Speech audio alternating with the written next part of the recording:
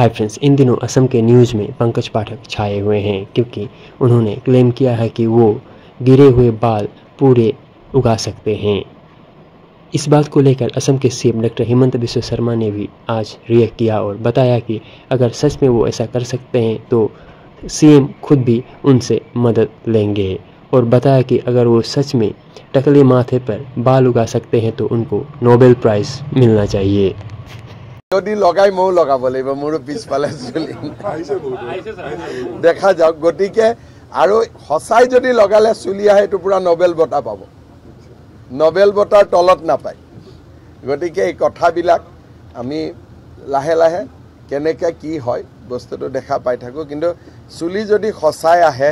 এটো অসমৰ কাৰণে এটা বহুত ডাঙৰ কৃতিত্ব হ'ব আৰু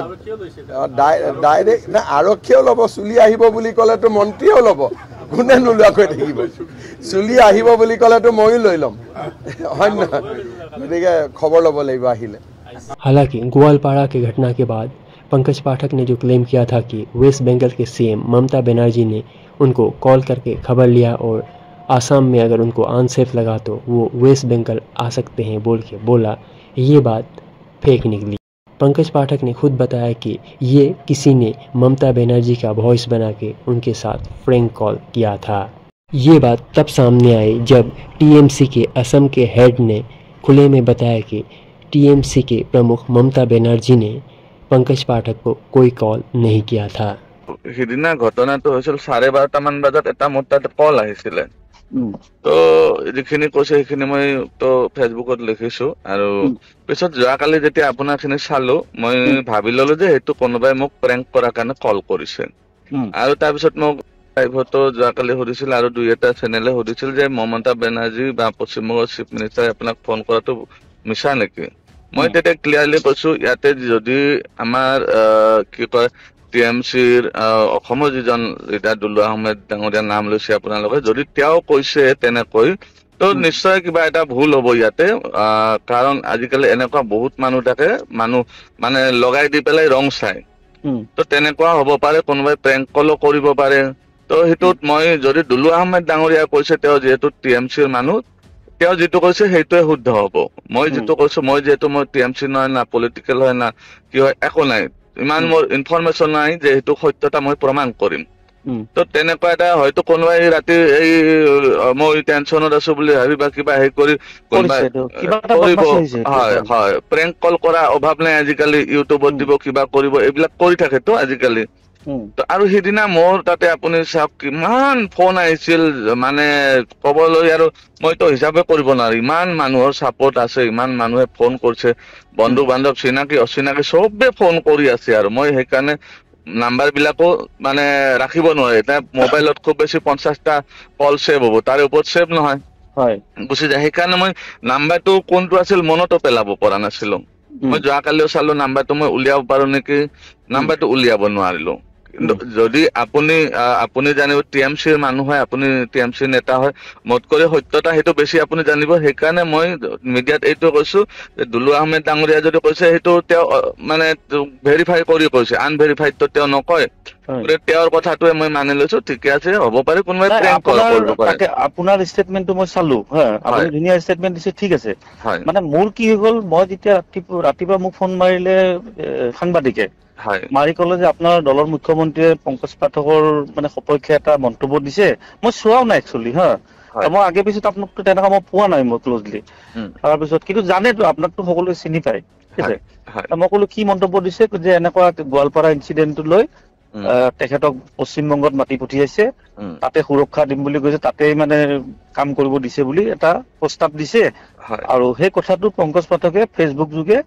মানে নিজে মন্তব্য দিছে আৰু ফেচবুকত আপলোডও দিছে গতিকে আপুনি এটা যেহেতু ৰাজ্যৰ এটা দায়িত্বত আছে আপোনাৰ এটা ষ্টেটমেন্ট লাগে হয় হ'ব আহিবা আহাৰ লগে লগে মই ষ্টেটমেন্টটো আপুনি পাইছে সম্ভৱ এনেইতো বিতৰ্ক বহুত ধৰণৰ কৰিব পাৰে কিন্তু মই যিটো ষ্টেটমেন্ট দিছো আপুনি চালে সম্ভৱ প্ৰথম ষ্টেটমেন্টটোত মই মুখ্যমন্ত্ৰীকো কৈছো যে অসমৰ প্ৰতি ভাল ভাৱ আছে কাৰণে পংকজ পাঠকৰ এই বিপদৰ সময়ত মাত দিছে মই ধুনীয়াকৈ ক'লো কথাটো ৰাজ্যখনৰ প্ৰতি ভাল ভাৱ আছে বুলি মইতো নাজানো খসা নে মিছা নে কি কথাটো তাৰপিছত মই যেতিয়া বাইটটো দিলো দিয়াৰ পিছত সেইটো যেতিয়া প্ৰেছত ওলাই গ'ল ওলাই যোৱাৰ পিছত মোৰ তাত ফোন আহিল আমাৰ নেতৃত্বৰ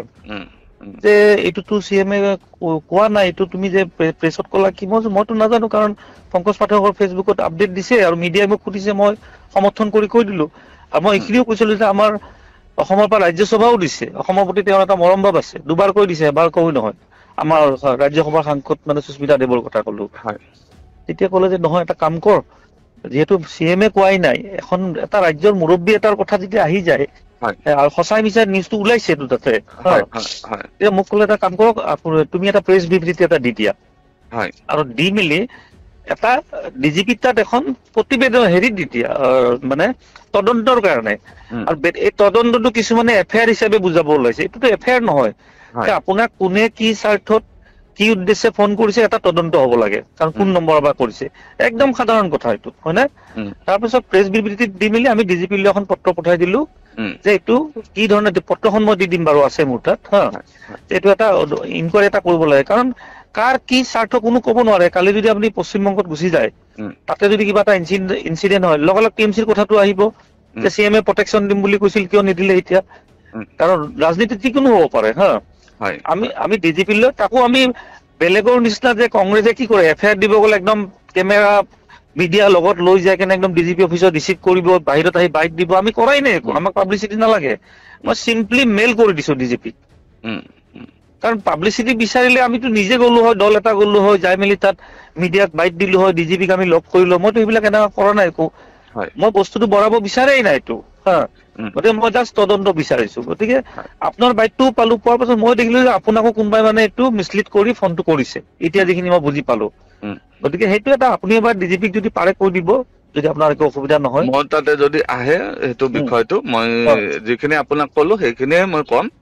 আৰু মিডিয়াতো মই সেইখিনিয়ে কৈছো। আৰু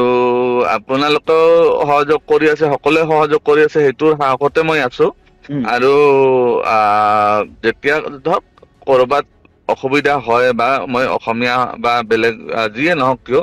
যদি কাৰোবাৰ ঘৰত অসুবিধা হয়, নিশ্চয় চুবুৰীয়া ঘৰতে আশ্ৰয় লয়। এইটো ডেফিনেটলি আমাৰ কিবা এটা হলে মই আৰু আপুনি মোৰ বাইটটোত চাওক, মই প্ৰথমে কৈছো এইটো মানে বিৰাট বেয়া কাম কৰিছে মানুহ এজনক, এনেকুৱা প্ৰশাসন থকাৰ পিছত এনেকুৱা, এইটো ৰাতিপুৱা মোৰ 7-8টামান বজাৰ মন্তব্য দেই, যোৱাকালি। এতিয়া মানুহ বিলাকৰ মানে যিবিলাক আপোনাৰো ধৰি লওক সমৰ্থন আছে, কিছুমান সমৰ্থক আছে, সমৰ্থক বিলাকেতো বেলেগতো একো নুবুজিব, মোবাইলটো হাতত লৈ মানে যা তা লিখি আছে, এইটো লিখে, কোনোবাই জয় শ্ৰীৰাম কৈছে, কোনোবাই কৈছে আপুনি মুছলিম হয়, পংকজ পাঠক, মই সেইবিলাক ভয় খোৱা মানুহ মই নহয়। মই এটা কথা মিডিয়াত বহুতবাৰ কৈছিলো, মই মাজতে কথাখিনি কাটি কওঁ, এইটো কথাটো গোৱালপাৰা ইনচিডেন্ট যিটো হৈছিল, সেইটোক মানুহে বহুত ডাইভাৰ্ট কৰাৰ কাৰণে চেষ্টা কৰিছিল, হিন্দু মুছলমান। মই তাতে কৈছো, মোক প্ৰথম অৱস্থাত যিকেইজন মানুহে ঘৰটোৰ ভিতৰত আনি সোমাই দিলে, সেই গোটেইকেইজন মুছলমান আছিলে। তাতে কোনো তেনেকুৱা হিন্দু মুছলমান বিষয় বস্তু তাকে কৈছো, যিয়ে এনেকুৱা সহায় কৰিব, হিন্দু মুছলমান কথা নাই, কিন্তু এইবিলাক বস্তুত ৰং খানিবৰ কাৰণে কিছুমান বেলেগ ধৰণৰ মন্তব্য কিছুমান দি আছে। মন্তব্য দি থকা বিলাক মোক কালিৰ পৰা মোৰ তাত বহুত কেইটা ফোন আহিছে,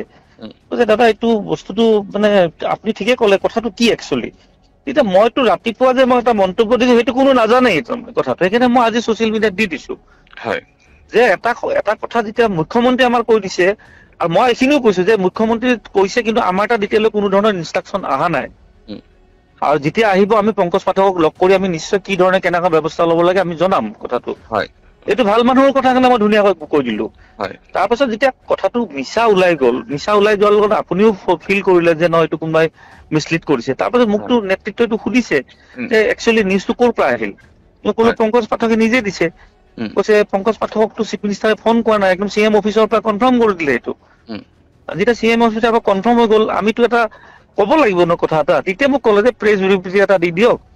আৰু প্ৰেছ বিবৃতিটো দি জাষ্ট মিছা বুলি ক'ব দিলে, আৰু এটা যে কোন ফলৰ পৰা কি স্বাৰ্থত কিয় ফোন কৰিলে সেইটো এটা তদন্ত হ'ব লাগে।